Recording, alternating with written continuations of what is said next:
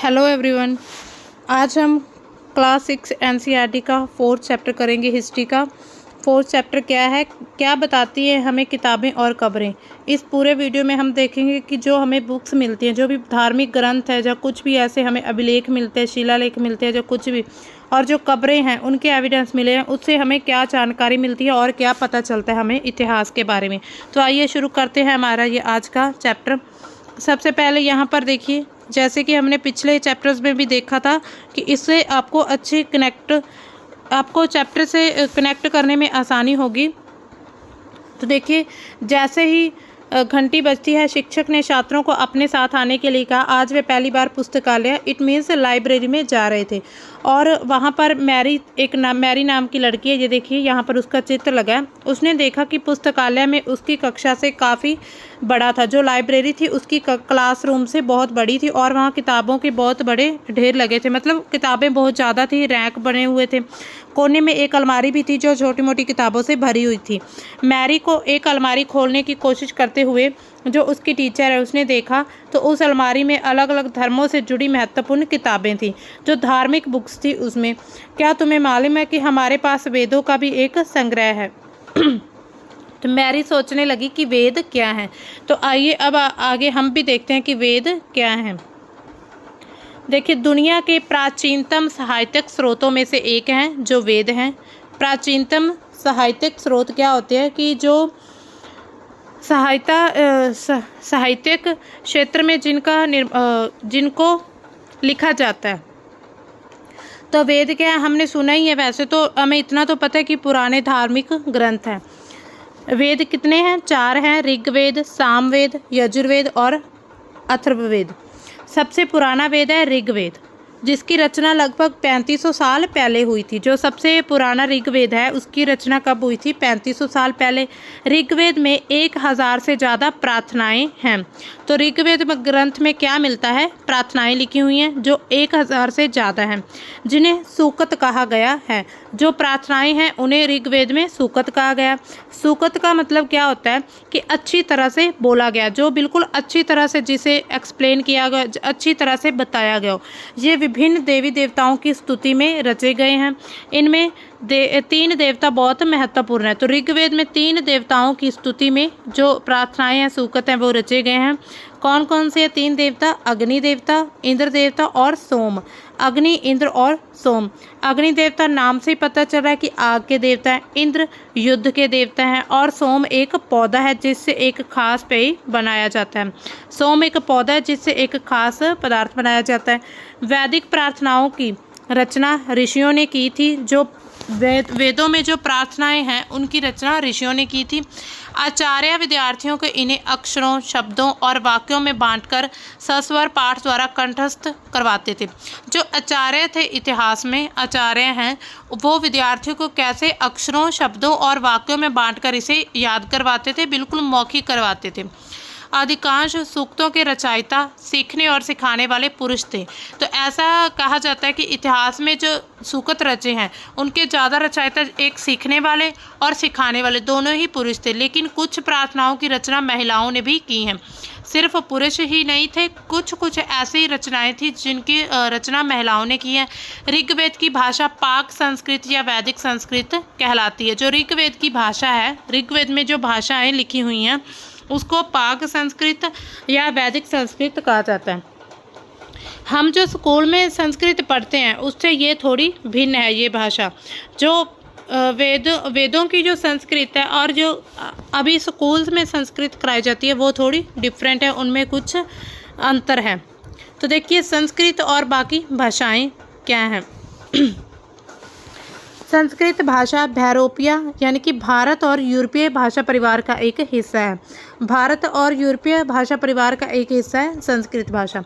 भारत की कई भाषाएं, जिसमें असमिया, गुजराती, हिंदी, कश्मीरी और सिंधी एशियाई भाषाएं, जिसमें फ़ारसी तथा यूरोप की बहुत सारी भाषाएं हैं। अंग्रेजी, फ्रांसीसी, जर्मन, यूनानी, इतालवी, स्पेनिश आदि इसी परिवार से जुड़ी हुई हैं। तो देखिए, इतनी सारी भाषाएं हैं।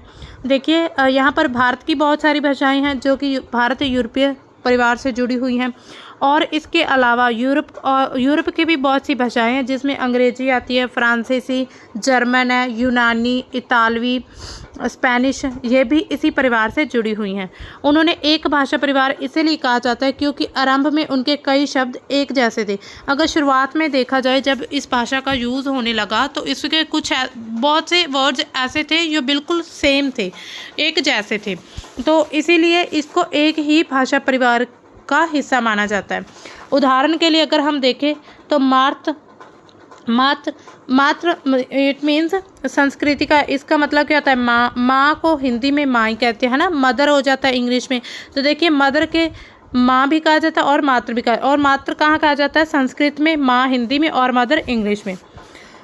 अब देखिए उपमहाद्वीप के दूसरे भाषा परिवारों की भी भाषाएं बोली जाती हैं। उदाहरण के लिए अगर हम देखें तो पूर्व उत्तर प्रदेशों में तिब्बत बर्मा परिवार की भाषा बोली जाती है। अब देखिए सिर्फ एक भाषा परिवार नहीं है भारत यूरोपीय, यहाँ पर तिब्बत बर्मा भी भाषा परिवार है, तो उसकी भाषाएं बोली जाती हैं जो पूर्व उत्तर प्रदेश है भारत के। तमिल, तेलुगु, कन्नड़, मलयालम द्रविड़ भाषा परिवार की भाषाएं हैं। तो देखिए तमिल, तेलुगु, कन्नड़ और मलयालम है जो वो द्रविड़ भाषा परिवार की हैं, जबकि झारखंड और मध्य भारत के कई हिस्सों में बोली जाने वाली भाषाएं ऑस्ट्रो एशियाटिक परिवार से जुड़ी हुई हैं।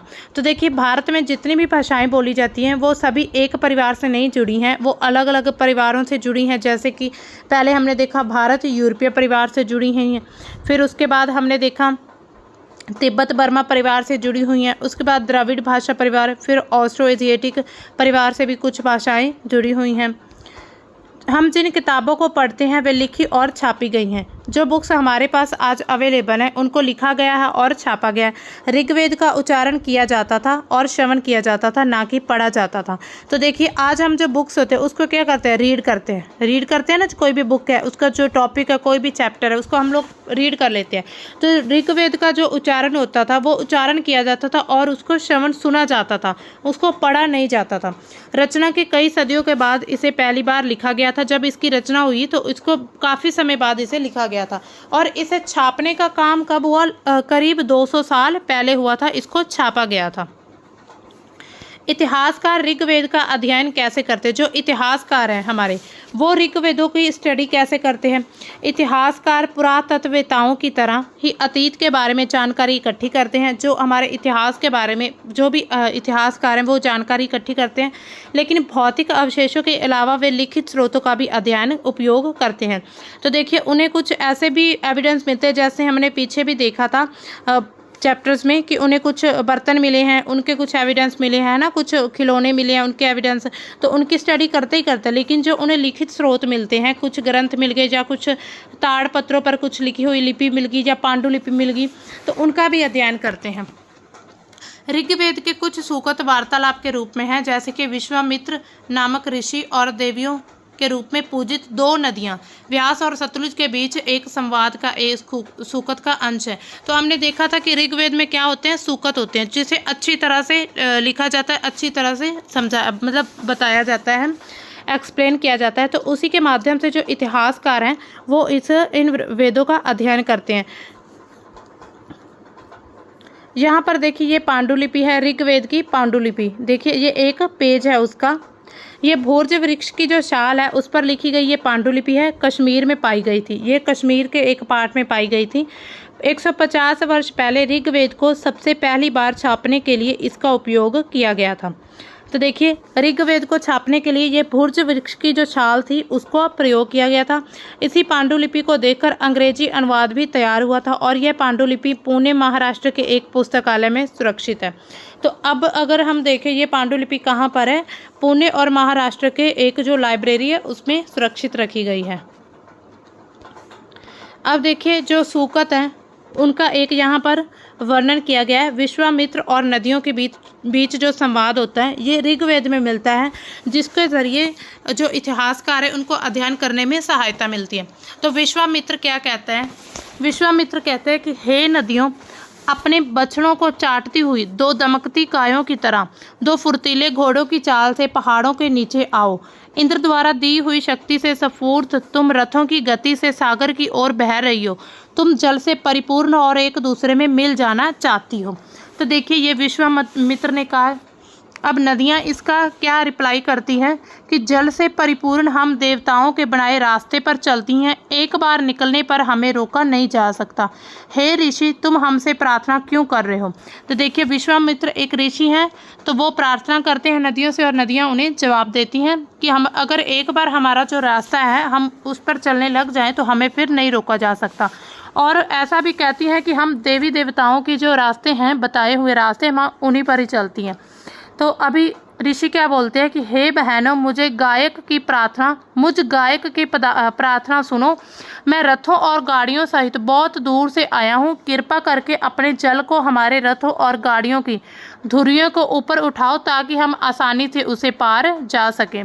तो देखिए, ऋषि कहते हैं कि अपना जो जल है उसको ऊपर उठाओ, उससे हमें आसानी से पार किया जा सके। तो देखिए, नदियाँ थी, नदी के बीच में से रास्ता निकालना था उसको, मतलब रास्ता लेना था, तो इसी वजह से वो नदियों से प्रार्थना करता है।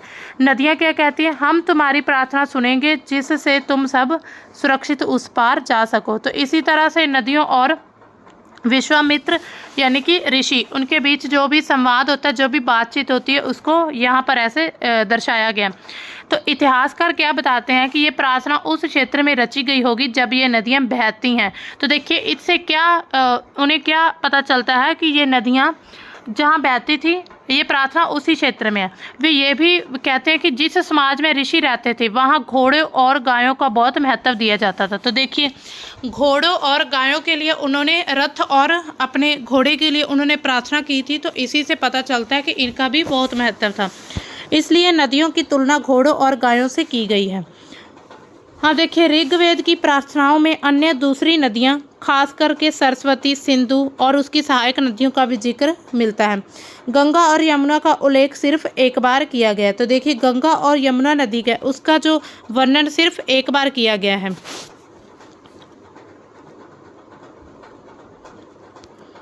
अब देखिए, मवेशी, घोड़े और रथ, इनका क्या महत्व था?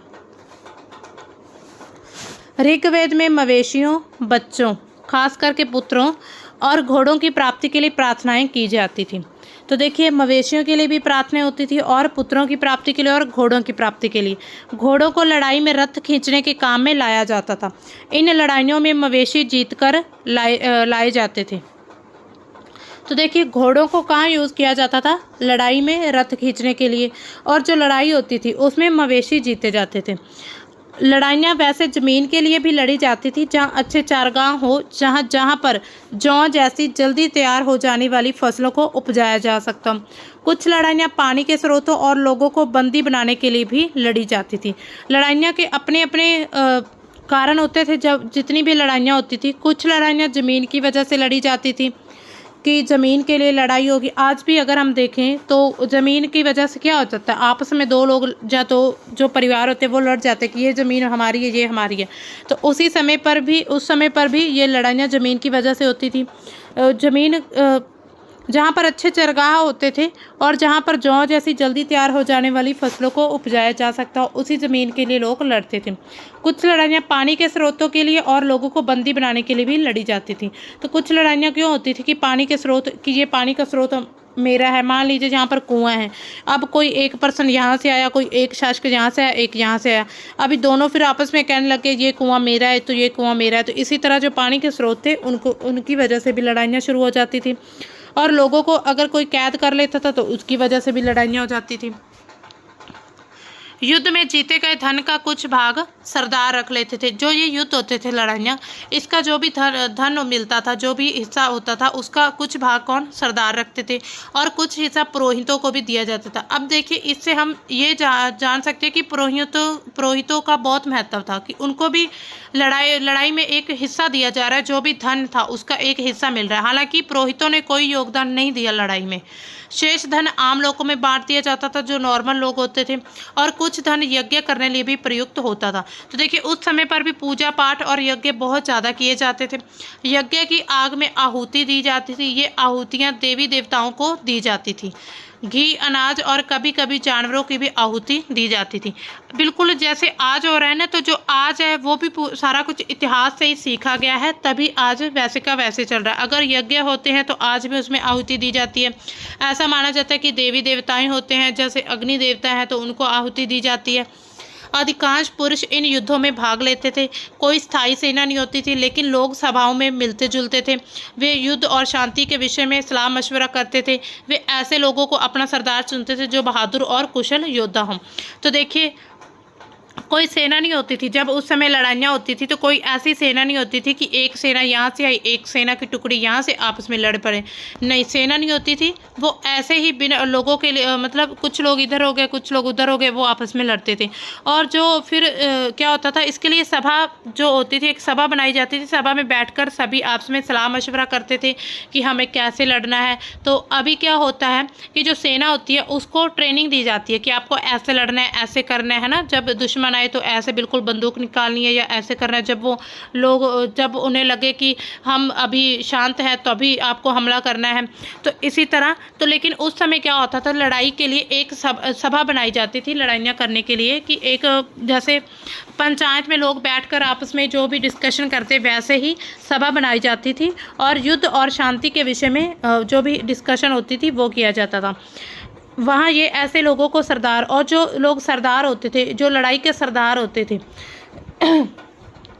वो किनको चुनते थे कि जो बहादुर हों और कुशल। ऐसा नहीं कि डरपोक हो जो लड़ाई शुरू होने से पहले ही भाग जाए, है ना। बहादुर हों और कुशल होने चाहिए। अब लोगों की विशेषता बताने वाले शब्द क्या कौन कौन से हैं, तो देखिए, लोगों का जो वर्गीकरण हम करते हैं, क्लासिफिकेशन, वो काम, भाषा, परिवार, समुदाय या निवास स्थान, संस्कृत, परंपरा के आधार पर किया जाता है। ऋग्वेद में लोगों की विशेषता बताने वाले कुछ शब्द ऐसे बताए गए हैं। ऐसे 2 समूह हैं जिनका वर्गीकरण काम के आधार पर किया जाता है। सबसे पहले देखिए कि लोगों को हम क्लासिफिकेशन कैसे करते हैं। कोई काम कि वो जैसा काम करता है तो इसका ये इसकी विशेषता है। भाषा के आधार पर, परिवार, समुदाय या निवास स्थान, सांस्कृतिक परंपरा के आधार पर। लेकिन ऋग्वेद में बताए गए हैं कुछ शब्द। सबसे पहला क्या है कि काम के जिनका वर्गीकरण, ऐसे 2 समूह हैं, 2 ऐसे समूह ग्रुप हैं जिनका वर्गीकरण काम के आधार पर किया जाता है। पुरोहित, जिन्हें कभी कभी ब्राह्मण कहा जाता है और तरह तरह के यज्ञ और अनुष्ठान करते हैं, और दूसरे लोग थे राजा। तो देखिए, काम के आधार पर 2 लोगों का वर्गीकरण, 2 ग्रुप बनाए गए। एक पुरोहित थे और दूसरे राजा थे। पुरोहित कौन थे? उन्हें ब्राह्मण भी कहा जाता था, पुरोहितों को ब्राह्मण भी। और ये तरह तरह के यज्ञ करते थे और अनुष्ठान करते थे। कोई अच्छा कार्य करना, धार्मिक कार्य करना। अनुष्ठान का अर्थ होता है धार्मिक कार्य करना। और दूसरे थे राजा।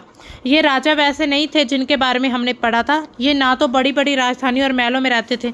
तो देखिए, ये हम बिल्कुल एंशियंट हिस्ट्री के बारे में बात कर रहे हैं। तो इसमें ऐसे राजा नहीं थे कि जिनके बड़े बड़े महल हो, बड़े बड़ी सेना हो और बड़ी बड़ी उनकी प्रजा हो। ऐसे नहीं थे। ये इनकी ना तो बड़ी राजधानियों में रहते थे और ना ही महल थे। इनके पास ना ही सेना थी और ना ही ये कर वसूलते थे। तो बाद में अगर हम देखेंगे, जो राजा थे, जो शासक होते थे, वो कर वसूलने लग गए थे। और राजा की मृत्यु के बाद उसका बेटा अपने आप शासक नहीं बन जाता था। तो देखिए, बाद में क्या होता था। अभी ये बहुत पहले की हम बात कर रहे हैं कि राजा पहले ऐसे हुआ करते थे कि जब किसी राजा की मृत्यु होती थी तो उसके पुत्र को ऐसे ही शासक नहीं बना दिया जाता था। जनता या पूरे समुदाय के लिए। अब देखिए, जनता या समुदाय के लिए कौन सा वर्ड इस्तेमाल होता था? 2 शब्दों का इस्तेमाल होता था। एक था जन, एक वर्ड क्या था? जन, जिसका प्रयोग हिंदी और बाकी भाषाओं में आज भी होता है। जन का यूज़ हम क्यों करते हैं? जनता के लिए, लोगों के लिए। और दूसरा था विश्व, जिससे वैश्य शब्द निकलता है। दूसरा क्या वर्ड था? विश्व था, जिससे वैश्य शब्द निकलता है। ऋग्वेद में विश्व और जनों के नाम मिलते हैं, विश्व और जनों के। इसलिए हम पुरुष जन या विश्व, भारत जन या विश्व, युद्ध जन या विश्व जैसे कई उल्लेख मिलते हैं। अब देखिए, वैश्य शब्द अगर देखा जाए ना, उस समय पर जो 4 समाज था ना, जो समाज, वो 4 वर्णों में बटा हुआ था। ब्राह्मण, क्षत्रिय, वैश्य और शूद्र, है ना। तो वैश्य जो थे वो तीसरे दर्जे के। ब्राह्मण हमने पहले देख लिया, जो पुरोहित थे। दूसरे पे आ गए क्षत्रिय लोग थे और तीसरे पे है वैश्य जिन्हें तीसरे दर्जे के जो काम करते थे, जो कि लोगों की सेवा वगैरह किया करते थे, उनके हैं। तो उनको वैश्य शब्द से क्या निकला है? विष। तो इसका उल्लेख ऋग्वेद में मिला है, जैसे कि पुरुजन विष, पुरुजन या विष, भारत जन या विष, युद्ध जन या विष, जैसे कई उल्लेख मिलते हैं। जन का तो हमने देखा था पूरे समूह के लिए, पूरे जनता के लिए यूज होता था। अब देखिए, जिन लोगों ने इन प्रार्थनाओं की रचना की वे कभी कभी खुद को आर्य कहते थे। अब देखिए, ऋग्वेदों में क्या हमने देखा? प्रार्थनाएं मिलती हैं। अब प्रार्थनाओं की रचना जिन लोगों ने की थी वो खुद को क्या मानते थे? आर्य। तथा अपने विरोधियों को दास या दस्तु कहते थे। मतलब वो कहते थे कि हम आर्य लोग हैं और उनके जो दुश्मन हैं, जो विरोधी हैं, वो क्या हैं? दास हैं। दस्यु वे लोग थे जो यज्ञ नहीं करते थे। जो यज्ञ नहीं करते थे वो लोग कौन थे? दस्यु या दास। और शायद दूसरी भाषाएं बोलते थे, जो संस्कृत नहीं बोलते थे और बाकी भाषाएं बोलते थे। बाद के समय में दास जो शब्द था स्त्रीलिंग, और दासी, स्त्रीलिंग शब्द क्या है? दासी। इसका शब्द मतलब गुलाम हो गया। बाद में धीरे धीरे इसका अर्थ दास का क्या हो गया? गुलाम। आज भी अगर हम देखें तो दास को क्या बोला जाता है? गुलाम। गुलाम के रूप में इसको देखा जाता है। दास वे स्त्री और पुरुष होते थे जिन्हें युद्ध में बंदी बनाया जाता था। जब युद्ध होता था तो वहाँ जो जिन्हें बंदी बना लिया जाता था वो दास उनको कहा जाता था। उन्हें उनके मालिक की जायदाद माना जाता था। जो उन्हें बंदी बनाता था ना, ऐसा माना जाता था कि अब ये हमारी जायदाद है, हम कुछ मर्जी करें इसके साथ। जो भी मालिक काम चाहते थे वो उन्हें सब करना पड़ता था। जो भी काम उन्हें दिया जाता था वो उन्हें ज़बरदस्ती करना ही पड़ता था, क्योंकि वो उन्हें बंदी बना लेते थे। और हमने देखा बंदी बनाने वालों को क्या कहा जाता है? दास या गुलाम कहते हैं। जिस युग में उपमहाद्वीप के उत्तर पश्चिम में ऋग्वेद की रचना हो रही थी, उसी समय पर दूसरी जगह पर अलग तरह का विकास हो रहा था। तो देखिए, एक तरफ ऋग्वेद की रचना हो रही थी तो दूसरी तरफ और भी कार्य हो रहे थे। अभी हमने पहले भी बात कर चुकी है कि अभी एक ही स्थान पर एक ही जगह नहीं हो रहा था सिर्फ कुछ भी, जहाँ पर हो रहा है तो बस यहीं पर हो रहा है। तो दूसरी तरफ भी कुछ चेंजेस आ रहे हैं, जो कुछ वहाँ पर भी ऐसी गतिविधियाँ, कुछ एक्टिविटीज़ हो रही हैं। तो अब हम उसके बारे में देखते हैं। खामोश प्रहरी कहानी महापाषाणों की। अब देखिए, महापाषाण क्या है? यह शिलाखंड महापाषाण, महा का अर्थ होता है बड़ा, पाषाण का अर्थ है पत्थर, मतलब बड़े बड़े पत्थरों का यूज नाम से जाने जाते हैं। ये पत्थर दफन करने की जगह पर लोगों द्वारा बड़े करीने से लगाए गए थे। महापाषाण कब्रें बनाने की प्रथा लगभग 3000 साल पहले शुरू हो गई थी। अब देखिए, बड़े बड़े पत्थरों की कब्रें बनाई जाने लगी थी। तो वो कब शुरू हुई थी? 3000 साल पहले। यह प्रथा दक्षिण भारत, उत्तर पूर्वी भारत और कश्मीर में प्रचलित थी। तो ये प्रथा कहाँ पर थी? जो बड़ी बड़ी कब्रें बनाने की, दक्कन में, साउथ में, दक्षिण भारत में और उत्तर पूर्वी भारत में और कश्मीर में प्रचलित थी। कुछ महापाषाण क्या थे? ज़मीन के ऊपर से दिख जाते हैं और कुछ महापाषाण ज़मीन के नीचे से। अब देखिए, ये देखिए, ऐसी कब्रें थी। जब एक तरफ ऋग्वेदों की रचना हो रही थी तो दूसरी जगह पर क्या हो रहा था? ये देखिए, बड़े बड़े पत्थरों से कब्रें बनाई जाने लगी थी। और देखिए, ये कब्र कैसी बनी है? इसमें ये एक छेद किया हुआ है, एक बड़ा सा होल रखा हुआ है कि देखिए, अब एक व्यक्ति की मृत्यु हुई तो उसे यहाँ पर दफना दिया गया। अब जब दूसरे व्यक्ति की मृत्यु होती है या उसके परिवार के किसी की मृत्यु होती है तो उसी को इसी जो यहाँ पर छेद किया, इसी होल के रास्ते से ये इसी कब्र में दफना दिए जाते हैं। आज अगर हम देखें तो हर एक व्यक्ति की अलग अलग कब्र होती है, लेकिन उस समय पर क्या था? एक ही कब्र को, और उस कब्र को भी ऐसे पत्थरों से ऐसे सजाया जाता था, मतलब अच्छे से उसको बनाया जाता था कि ये काफ़ी लंबे समय तक इसे ही यूज़ किया जा सके। तो इसी तरह से आज देखें तो सबकी अलग अलग कब्रें बनाई जाती हैं। तो उस समय पर महापाषाणों का निर्माण किया जाता था, उनके निर्माण के लिए कब्रें बनाई जाती थी। कई बार पुरातत्वविदों को गोलाकार सजाए हुए पत्थर मिलते हैं। तो देखिए, कोई कोई पत्थर यहाँ पर भी देखिए गोलाकार पत्थर हैं। आज भी बड़े बड़े पत्थर देखे जाते हैं, गोल गोल पत्थर होते हैं। कई बार अकेला खड़ा हुआ पत्थर मिलता है। यही एकमात्र प्रमाण है जो जमीन के नीचे कब्रों को दर्शाते हैं। तो यही इनसे ही ये माना जाता है कि जमीन के नीचे कुछ कब्रें होती थी। महापाषाणों के निर्माण के लिए लोगों को कई तरह के काम करने पड़ते थे। जो बड़े पत्थरों का निर्माण उसके लिए बहुत काम करने पड़ते थे। वो काम क्या थे देखिए, गड्ढा खोदना, शिलाखंडों को ढोकर लाना और बड़े पत्थरों को तराशना और मरे हुए को दफनाना। तो क्या क्या काम करते थे, गड्ढे खोदते थे बड़े बड़े, शिलाखंडों को फिर ढोकर लाते थे, फिर बड़े बड़े पत्थरों को तराशते थे और फिर मरे हुए व्यक्तियों को दफनाते थे। इन सब कब्रों में कुछ समानताएं हैं। तो जो कब्रें बनाई गई थी इनमें कुछ समानताएं हैं। मृतकों को खास किस्म की मिट्टी के बर्तनों के साथ दफनाया जाता था, जिन्हें काले लाल मिट्टी के बर्तन के नाम से जाना जाता है। जो मृतक दफनाए जाते थे उन्हें खास किस्म के काले लाल बर्तनों के साथ दफनाया जाता था। इनके साथ ही लोहे के औजार और हथियार, घोड़े के कंकाल और सामान तथा पत्थर, सोने के गहने मिलते हैं।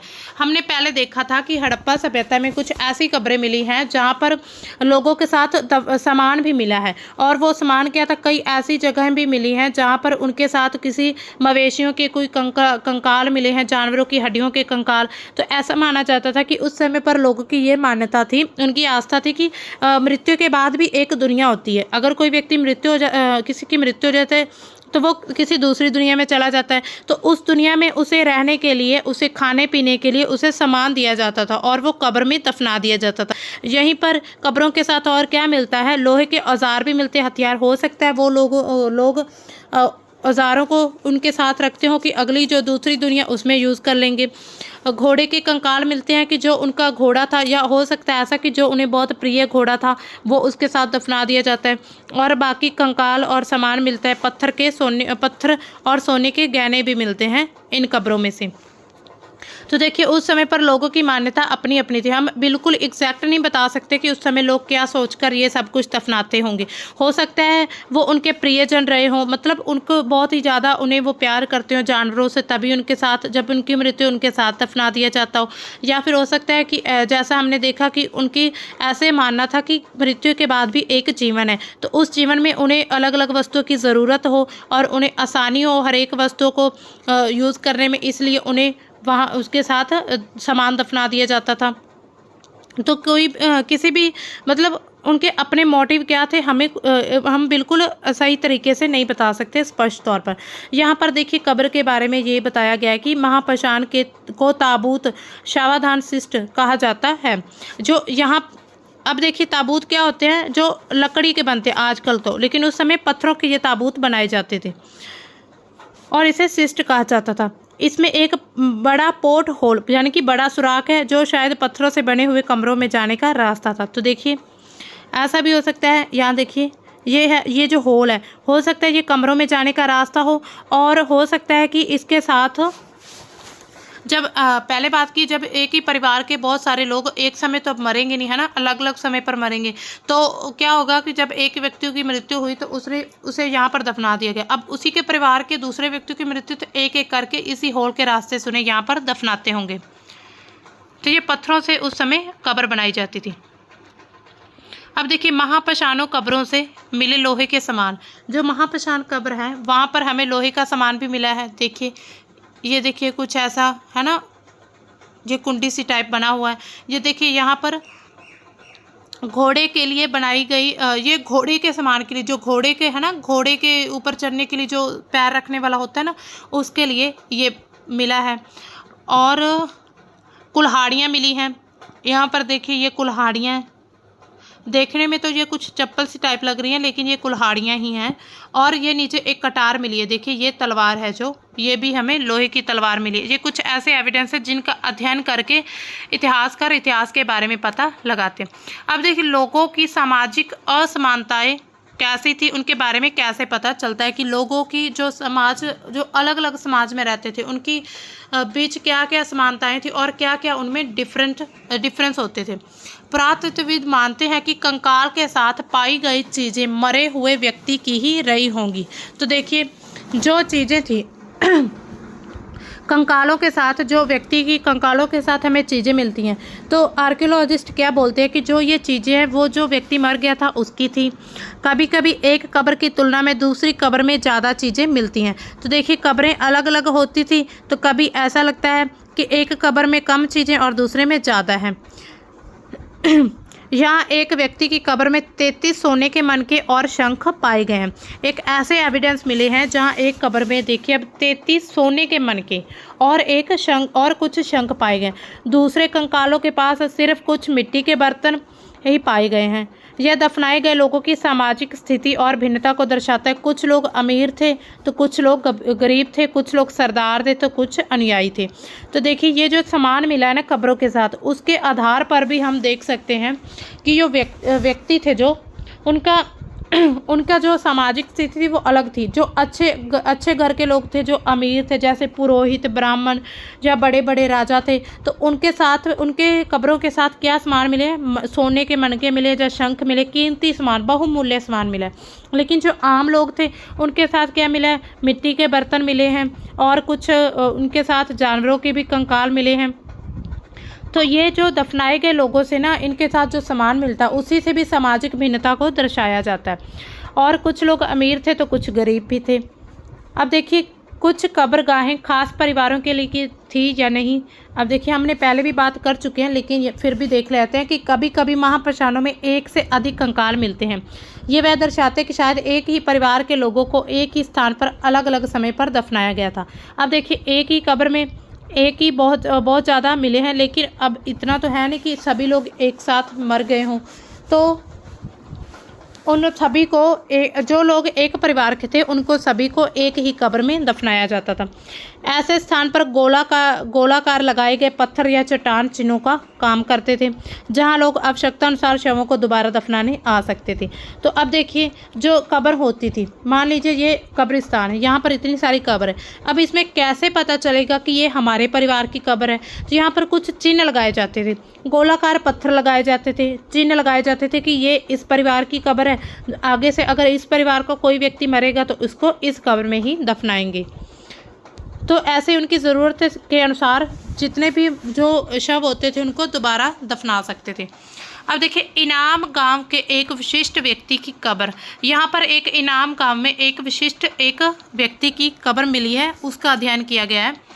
जो इनाम गांव है ये भीमा की सहायक नदी घोड़ के किनारे पर एक जगह है इनाम गांव। यह इस जगह पर 3600 से 2700 पहले लोग रहते थे।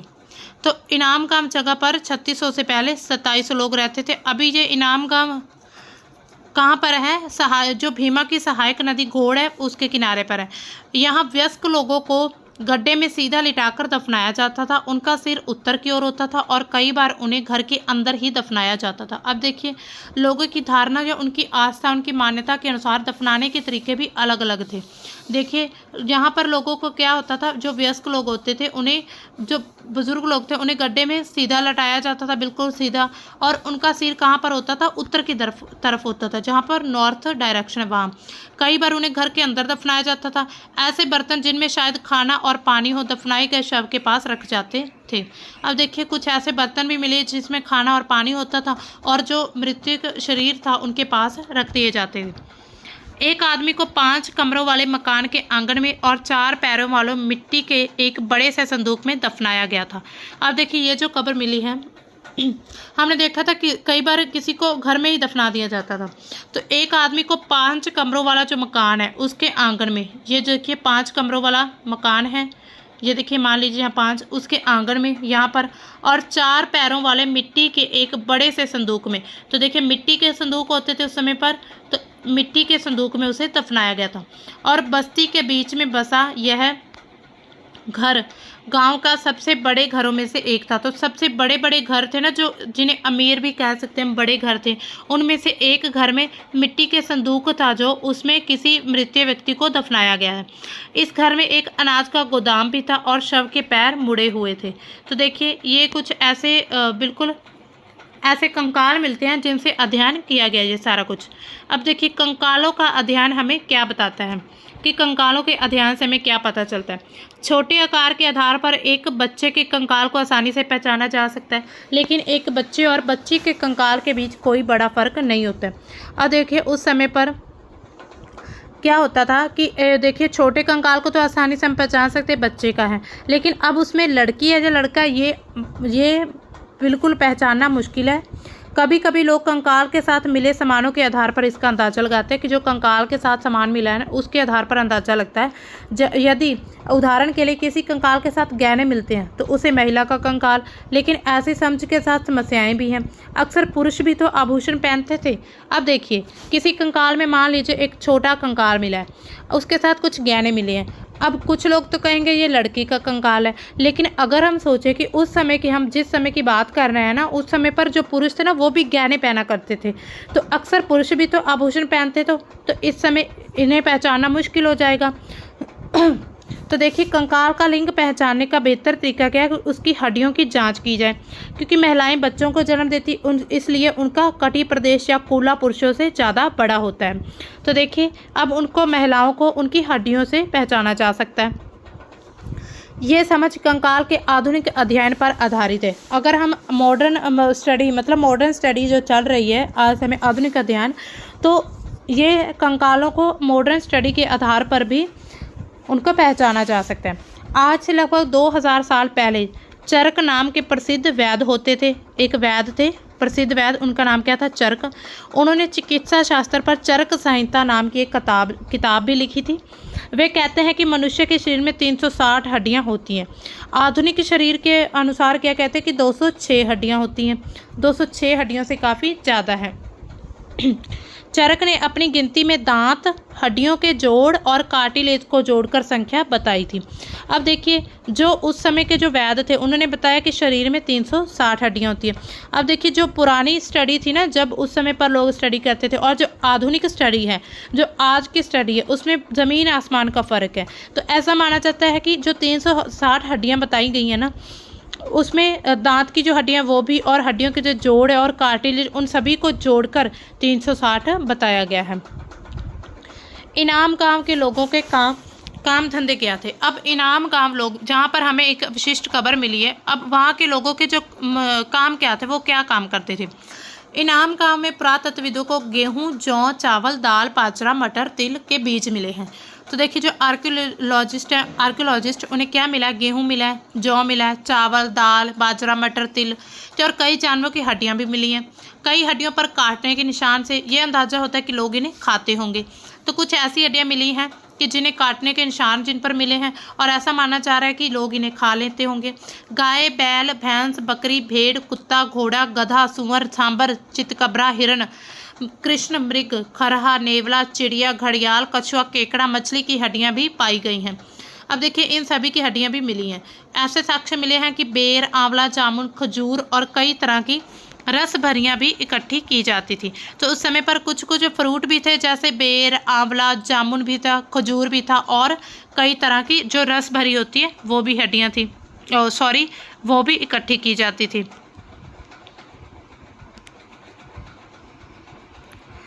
हाँ, तो देखिए, ये हो गया हमारा चैप्टर कंप्लीट। यहाँ पर हम उपयोगी जो वर्ड्स हैं ना, इन वर्ड्स का मीनिंग पता होना चाहिए। अगर आपको अच्छे से चैप्टर समझ आ गया तो इट मीन्स आपको वर्ड्स के मीनिंग भी आने चाहिए, और अगर आपको वर्ड्स के मीनिंग आ गए ना, इट मीन्स आपको चैप्टर बहुत अच्छे से समझ आ गया। तो वेद हमने देखा, 4 वेद हैं, ऋग्वेद, यजुर्वेद, अथर्ववेद और सामवेद। अब देखिए, प्रार्थना, वेदों में प्रार्थना लिखी जाती थी। भाषा के बारे में हमने पढ़ा। रथ तो हमें पता होता ही है, रथ क्या, यज्ञ करते थे लोग, राजा थे और दास थे। महापाषाण क्या थे? बड़े बड़े पत्थरों की जो कब्रें बनाई जाती थी, बड़े बड़े पत्थर, महापाषाण, कब्र, कंकाल और लोहा। अब देखिए, इन सभी का मीनिंग हमें अच्छे से समझ आ गया। इट मीन्स ये चैप्टर हमने अच्छे से कर लिया। अब देखिए, यहाँ पर एक एक्सरसाइज करके भी आप पता लगा सकते हैं आपको कुछ समझ आया है कि नहीं आया। सूकत क्या होता है? सूकत का अर्थ होता है कि अच्छी तरह से बोला गया। जो रथ क्या होता था कि रथ का क्या होता था? यूज़ होता था, युद्ध में प्रयोग किया जाता था। दास क्या थे? गुलाम थे। और महापाषाण क्या थे? जो पत्थर सजाए जाते थे। और यज्ञ क्या था? अनुष्ठान था। यज्ञ बिल्कुल आसान मतलब मीनिंग है। अनुष्ठान का अर्थ क्या होता है कि धार्मिक कार्य है। कोई भी जो बड़े बड़े राजा थे या कुछ भी थे, वो अपने धार्मिक कार्य करते थे किसी भी खास अवसर पर, खास मौके पर, है ना, तो उसको यज्ञ कहा जाता था। और ये यज्ञ क्यों किया जाते थे? देवी देवतियों को आहुति देने के लिए किए जाते थे, उन्हें खुश करने के लिए। यहाँ पर आप ये वाक्यों को पूरा करके देख सकते हैं। तो यहाँ पर हमारा चैप्टर कंप्लीट होता है, लेकिन इसके साथ ये कुछ इम्पोर्टेंट डेट्स हैं वो आपको थोड़ी सी याद रखनी होंगी। जिसमें वेदों की रचना कब शुरू हुई थी? लगभग 3500 साल पहले। और महापाषाणों का निर्माण कब हुआ था? लगभग 3000 साल पहले। और देखिए, इनाम गांव में कृषकों का निवास, जो लोग कृषि करने लगे थे उनका निवास कब हुआ? 3600 से 2700 साल पहले। चरक क्या है? चरक हमने देखा एक वैद के द्वारा, वैद थे एक, हाँ चरक एक वैद थे। उन्होंने अपनी चरक संहिता नाम की एक बुक लिखी है जो एक चिकित्सा की तरह काम करते थे। ये लगभग 2000 साल पहले हुए थे। तो ठीक है दोस्तों, मिलते हैं हम अपने नेक्स्ट चैप्टर में। तब तक के लिए bye and thanks for watching.